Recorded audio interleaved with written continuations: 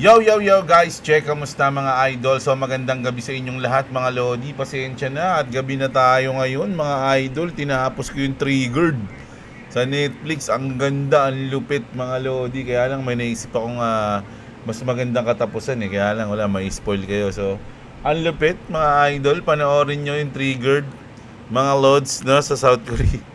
South Korea, ang pogi nung isa doon. Idol ko na siya, parang si Joker. Antindi mga idol. So ayan, katatapos lang. Ito na. Ga-update na tayo. Nagaginabi na tuloy tayo eh. So ito, news tayo ngayon. Malulupit ang mga balita natin. Medyo matindi to mga idol. At bago tayo mag-start, alam nyo na, palike ng video, subscribe sa mga hindi pa nakasubscribe at subscribe at sobrang salamat syempre sa ating mga sumusuporta sa channel natin. So mag-start na tayo. Grabe to mga idol. So unahin na natin to. Ano bang una? Ito pala. Grabe yung statue mga idol ni Satoshi Nakamoto.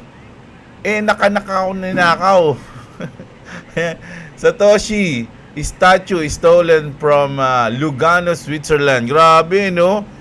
Tinanggal talaga mga idol. Binaklas. Wala bang CCTV dyan? Wala bang bantay dyan? Mga idol. So tinanggal mga lodi. Grok, is real or fake? Check natin. Real. Mga idol, no. Multiple sources including Bitcoin News and local reports confirm the Satoshi Nakamoto statue in Lugano was stolen on August 3, 2025. The pedestal image shows clear sign of removal. So ayan. Sobrang Bitcoin maximo naman mga idol. Pati yung statue ni Satoshi kinuha mo. Naku, aabangan ka na lang kung sino magpo-post, no? Ay, nasa akin si Satoshi. Ayan, mga lodi. Grabe, no? Sinira. Sayang naman. So, ayan, may mga bakas po. May mga fingerprint pa dyan. Hanapin nyo na lang. Mga idol, no? Grabe. Nagkanakawan, mga lodi. Ba to? Kinulimbat. Iba pala yun. No, kawatan. Kinuha ng kawatan mga idol, no? So ito, ano ba to? Ayan, ito maganda to mga idol, no? Meron ditong news, no, mga idol. IDN Financials, no? China tightens financial control crypto now fully banned. China has now fully banned personal ownership of digital currencies like Bitcoin and Ethereum. It's expanding its prior bans on crypto trading and mining. This move aims to tighten financial control and accelerate adoption of its state-backed digital yuan. So parang sinabi dito, magpo-focus sila sa yuan kaya ayaw nila ng cryptocurrency, any type of cryptocurrency. Pero mga idol, may follow-up news agad tayo, no? Kaka-news lang, may follow-up na agad. Ang follow-up dito si George, mga lods, no? Isipin nyo, router sa kanya, oh. May nagbalita, sa bagay kasi maraming nagbitaw ng news eh. Hindi lang router, marami pang iba. China top regulators ban crypto trading, mining, sending Bitcoin tumbling. So hindi daw 'yan totoo. Sabi dito ni Bitcoin junkies pala mga idol. Warning, false report are circulating claiming that China has issued a new ban on cryptocurrency. China has not made any recent announcements regarding crypto regulation. China banned Bitcoin and other cryptocurrency back in 2021 pa yan. And that policy remains unchanged pa mga idol, no? Pero 'di ba alam ko goods na sila eh, 'di ba? Nung mga nakaraang balita natin, nababalita na meron. Pero sabi nila false report daw 'to mga idol, no? So ayan, kailangan medyo talagang inaaral natin, natitimplahan pala ako ni boss eh, no? Ayan, no? Ayan, 'di ba? So kailangan naaral natin yung mga balita, wag tayong padalos-dalos mga idol, no? So eto, sabi dito ni Putin mga idol, nobody can ban. Sabi na nga, nobody can ban. Yan yung sinasabi nyo ibaban, di ba? So si Putin na may sabi. Биткоин. Кто может запретить? Никто. Sa bagay, Использование других... Hindi pala, Russian pala yung salita niya mga idol. Sabi niya, who can ban Bitcoin? Nobody. And who can prohibited the use of other electronic means of payments? Nobody. Sabi niya. Ano pa? Because these are new technologies. Sabi ni Putin. And no matter what happened to the dollar, these tools will develop one way or another.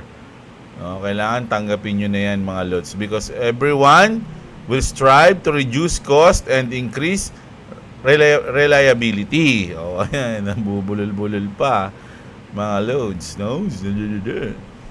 So ayun lang pala mga idol, no? Si Putin na nagsabi, no? Si Putin na nagsabi, nobody can ban Bitcoin. Nagra-rhyme ng ko sa bibig ko, ayan. At eto, matindi to mga loads, no? Kasi ang buong mundo, kasama Pilipinas, US at lahat ng bansa, no? The world is now 324 trillion in debt, mga idol. The highest in history.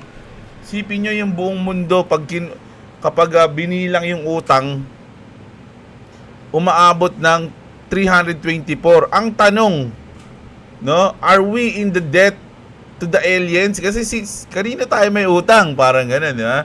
No. The debts are to other countries and to people of the countries themselves. The whole economy is a sham, especially since 1970. Kaya nga ito mga idol, pakinggan nyo to, nag-uusap ng mga alien, Tonto ako dito mga idol kasi tinatrash talk nila yung Earth Yung mga tao sa Earth, no? Ngayon nyo. The entire Earth is $315 trillion in debt. Whoa. Yeah. What? Who do they owe money to? Who did they owe money to? Kayo na sila may utang, di ba? Bro, who are they getting money from? It blows my mind that first off, you have everything on the planet here to live for free. You literally have everything you need. And then Di ba? Lahat nasa mundo na Ba't kayo magkakautang, di ba? Anong kailangan? Bakit? Di ba? Yun yung tanong. you invent a system Uh-huh. that creates a deterioration of your own resources. You created a store of value that's literally storing less and less value Every day. Every day. And you're increasing your technology, and yet somehow you still owe money to someone, and it's $315 trillion. There's not enough paper to print that much cash. What are they doing? Dude, Earth is like the worst meme coin. It's the worst. It's the worst meme coin. It got rugged. Nag-ragpull yung Earth. Nag-ragpull daw yung Earth, mga Lodi. Grabe talaga yung mga alien, Ngayon nga pala, alam ko, tumaas na ng 17 trillion din yung ating utang, sa Pilipinas, ayun yung huling tingin ko, mali. Correct nyo na lang kung mali, Basta mga ganun, di ba? So, ito, na trillions, sabi nga nito. Kilala niyo ba kung sino to, mga idol? The CEO of Chainlink, no? Na trillions, quadrillion, sabi niya, no? Sergey Nazarov. The CEO of Chainlink just said the quiet part out loud. The tokenization wave isn't coming for a sector. It's coming for everything, mga idol. Lahat, pangkalahatan. Bonds, real estate, derivatives, the entire financial system brought on chain. And Link is becoming the backbone of it all. Di ba? May nakita na tayo nag-post ng ganyan, di ba? Are you positioned to the $1 trillion era? So, pakinggan natin ito, mga Lodi. Si Sergey Dragunov. Quadrillion. That's right. That's what I'm talking about. This is what people need to understand. I'm not talking about another trillion. I'm talking about quadrillions. Grabe, quadrillion, no? Tapos yung iba na problema sa market cap, no? Ganito lang yan, ganito yan, market cap niyan, ganito, bahala kayo. Sabi niya nga, quadrillion, hindi trillion, mga idol, no? XRP, eto, ang maganda lang dito, walang gatas, no? Lagyan mo naman kahit isang kutsara. Ito, mga Lodi, ang sabi dito ni Egrag Crypto, nung nakaraan, no? Ang galing niya, kasi tumama yung kanyang TA. Kasi sabi niya rito, mga Lodi, babalik tayo ng 2.8, no? Ayan, no, dito, 2.6 pa nga, 2.6. So ngayon, nangyari, no? Kaya nga sabi niya, I hate to say this but I told you so. Ayan, 2.8 has to hold with full body candle above it over than the week to 2.3 is becoming, and second and 2.65 is a structural rigid foundation has to hold us and start the next impulsive move. So ayan mga idol, no? So keep calm lang. And remember that I told you August will ghost the price where no one is in this space stated this bearish move back in 23 of July mga idol, no? So sabi dito, stay steady and strong, together we rise and soon we shall fly so high. Ang gulit na, parang kumanta siya dun mga idol So nangyayari daw talaga yan at mangyayari. So ngayon, ang chart natin paangat na mga lodi, nag-iba na yung ano ko, hindi na triangle, naging bull plug na Naging bull plug na mga idol So yan, pag nauntog yan dito, asahan na natin baka bumalik yan, no? It's either babasagin niya na yan or babalik siya ulit dito sa baba ng 2.6. Ayun yung sinabi niya, di ba? 2.6. Mga idol, no? Pero kung ito lumipad, pag binasag niya na to, tuloy-tuloy na yan, hindi na yan babalik dito. Ayun yung sa tingin natin, no? Pero kung mali, yun lang, wala tayong magagawa. Diba? Ito, just in, Japanese real estate giant open house group now accept XRP for property purchases. Real world adoption is here, isn't just for finance anymore. 'Di ba? Hindi lang siya pang finance, kaya nga sabi nga dito ni Sergey, 'di ba? Ano may sabi ni Sergey? Pangkalahatan mga idol. No, lahat bonds, real estate, derivatives, chikineme, 'di ba? So lahat. So nag-uumpisa na ang XRP mga idol, no? Grabe na 'to mga lods. Isa pa mamaya may malupit tayo diyan. Sabi dito, breaking, XRP price crashes because banks need to load up. Article proves it. Designed for $35,000. So, ito, medyo okay na to. Pero medyo yung sinabi niya rito na nag-crash siya para makabili yung ibang bangko. O yung mga bangko, baka totoo. No? Ganun lang yan. Ito ang malupit mga loads. No? USA Today ito yung mga lodi. Meron siyang 5 million. No? Ano natin to? Follow na natin to ha. Bakit siya pinalo? Kasi ang lupit ng binalita niya at pinost niya. XRP is the smartest cryptocurrency to buy with $500 right now. Mga idol. USA Today. Parang ano to mga lodi. Nilabas sa mainstream. Parang ganun. Di ba? Pinost mga lodi, no? Bullish talaga yan mga idol. Mainstream? Yes, no, BTC, Ethereum are better. 'Di ba? Kaya lang hindi kayo yung pinost Ang pinost nila XRP mga idol. 'Di ba? Gravities. Alam na this, mga loads, no? Ito pa mga idol, Ripple kicks off a nationwide marketing blitz across the US as its banking license edge closer to approval, just as the institutional program on the XRP ledger goes live in hours. Kita nyo mga idol buong ano na to, USA, across USA. Ayan, sa terminal, di ba? Meron pa dito. Ayan, there will begin. Guess what I just saw? Ripple XRP ad. So, yan, grabe. Kinakalat na nila mga idol sa buong mundo, sa buong US. Diba? Ano ibig sabihin yan mga idol, no? Ano, bullish pa ba kayo? Hindi pa ba kayo bullish? O inintay nyo, nagre-request pa ba kayo na bumaba pa yung XRP para makapagbudega pa? Binigyan na tayo ng chance, kaya lang, buy the dip with what? Wala na Kailangan na lang natin maghintay, mga lodi, no? Maging masaya tayo kung saan ano yung binudega natin. Onti man ang ma-profit natin, walang problema. Ganun lang kinaya ng buhay natin, mga idol. Bawi na lang tayo next cycle. Nandito naman si Jeblo, Hanggang next cycle pa tayo mag-crypto, mga idol. Hanggang ilang cycle pa. So, kailangan lang nating gamitin ng ating mind. Huwag yung ating damdamin. Huwag tayong pabugso-bugso, mga idol, no? So, goods, no? Yung mga news natin ngayon. At meron akong isang news dito. Yung last news ko. Pero ang lupit nito mga lodi. Hindi kasi to sa akin lang. Kung ako tatanungin, parang ayoko nito. Pera na lang kung nag-invest ako sa crypto. Humans are trying to outrun death and they might be winning. Sabi dito mga idol. Tanggalin ko yung sounds Ayan. Forget coffins mga lodi. Over 500 people including Walt Disney and Ted Williams are literally chilling in liquid nitrogen like sci-fi popsicles. waiting to rise again. So meron na pala nag-try nito si Walt Disney, naka-pros na. Scientists in Russia defrost 3,000 years old worm and they started moving like it was day 1. So ganun lang mga lodi, nag-frost sila ng worm and then binuhay ulit after ng 30,000 years. Yeah? Ang tanong, paano niya na-frost yun? Kasi sabi rito, scientist Russian dinefrost niya. Siguro nakita niya yung worm na yun. No? 30,000 years old.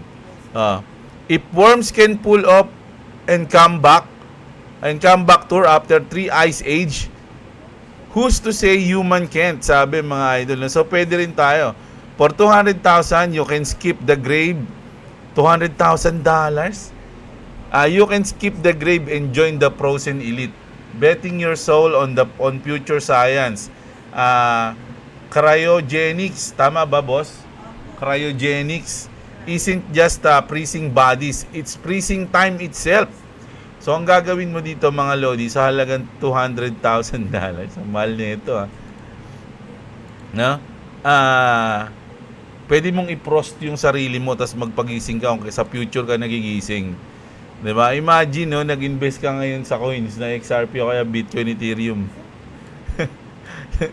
Sabihin mo, gisingin ako after 100 years. No, kaya ang tanong, may crypto pa kaya nun? May mundo pa kaya nun? Baka sinira na ng mga tao sa World War. Diba? Ayun yung dun ayun yung nakakatakot dun Dahil hindi mo alam yung future, magtitiwala ka talaga. No? Magtitiwala ka kung mabubuhay ka pa o hindi. Parang ganun lang yan, mga idol, no? Pero kung ako tatanong, hindi, marami kang mamimiss, hindi.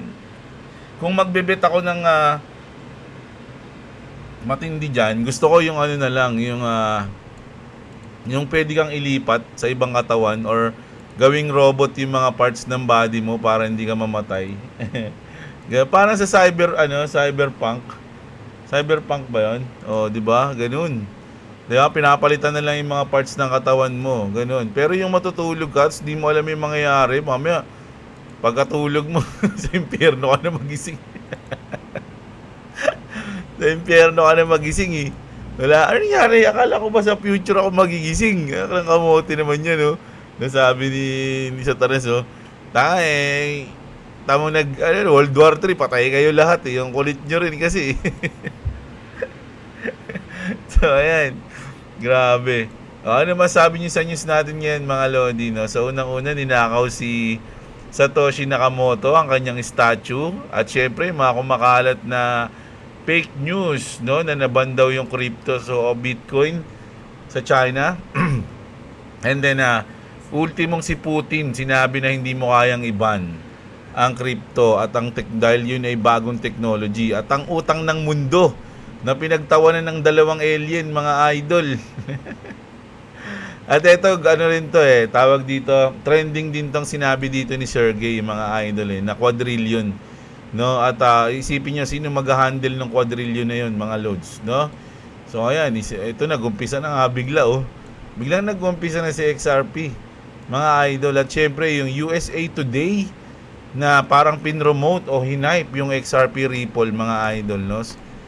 Goods na goods sa akin yung mga ganitong balita, mga lodi, lalong-lalo na yung kita nyo naman sa buong US. Talagang nag-a-advertise na sila ng Ripple. Ano ibig sabihin yan? I-advertise ba nila yan ng wala lang? 'Di ba, mga idol? Yung iba bang coins na may ganitong advertisement? Yung coins ba na ganito, may ganyan? Ayoko na magsambanggit ng coins Pero sa tingin nyo ba, goods yan, mga idol? O, ako sa akin, goods na goods yan, mga lodi. So, ayun lang muna yung news natin ngayon, mga idol. At syempre, linggo naman ngayon, pagbigyan nyo na bukas na ako magbasa ng comment, mga idol. No? So, yun. Kita-kits tayo bukas ng umaga. Maraming salamat sa mga nanood, mga idol. Magandang araw sa inyo. Magandang gabi na pala, mga kapatid. At What's up?